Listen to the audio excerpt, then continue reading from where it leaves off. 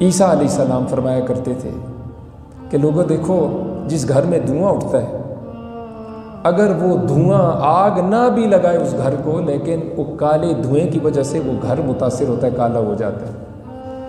تو ہم نے ربڑ کی طرح جو برے خیالات آنے ہیں ان کو حیثیت دے کے لمبا نہیں کرنا۔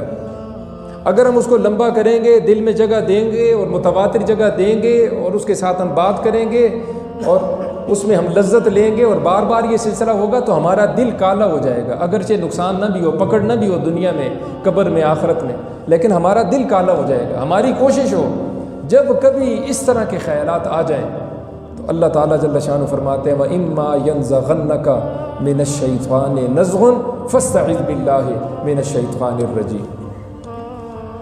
فرمایا کہ جب کبھی تمہیں شیطان کی طرف سے کوئی چھیڑ چھاڑ پہنچ جائے تو فوراً اعوذ باللہ من الشیطان الرجیم، یا اللہ میں تیری پناہ حفاظت میں آتا ہوں شیطان مردود سے، یہ شیطان کی طرف سے برا خیال آیا ہے، یا اللہ میں تیری حفاظت میں آتا ہوں، یا اللہ تو میری اس شیطان سے حفاظت فرما۔ اور حدیث پاک کا مفہوم ہے، حضور صلی اللہ علیہ وسلم نے فرمایا ان اللہ عز وجل تجاوز عن امتی ما حدثت انفسها ما لم يتكلموا او لم يعملوا به او كما قال علیہ الصلوۃ والسلام۔ اللہ میری امت سے پکڑ نہیں فرمائے گا ان خیالات کے بارے میں جو دل میں پیدا ہوتے ہیں، جب تک وہ زبان پہ نہ آئے، زبان سے تلفظ نہ کرے اور جب تک اس پہ عمل نہ کرے۔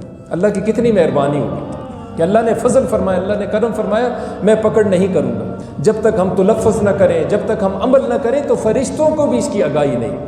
دل کے خیالات کے بارے میں کون جانتا ہے؟ صرف اللہ، انہ علیم بذات الصدور۔ یہی وجہ ہے کل قیامت والے دن جب لوگ اللہ کے در پہ حاضر ہوں گے، حدیث پاک کا مفہوم ہے، حضور صلی اللہ علیہ وسلم نے فرمایا، اللہ فرمائیں گے آج کے دن پوشیدہ راز کھلنے کا دن ہے، چنانچہ بہت سارے سلسلے جو دلوں کے اندر تھے، زبان پہ نہ آئے تھے اور عمل میں نہ آئے تھے، اللہ فرمائیں گے آج میں ان کے بارے میں بھی تم سے پوچھ کروں گا اور اس سلسلے میں تم سے میں مواخذہ کروں گا۔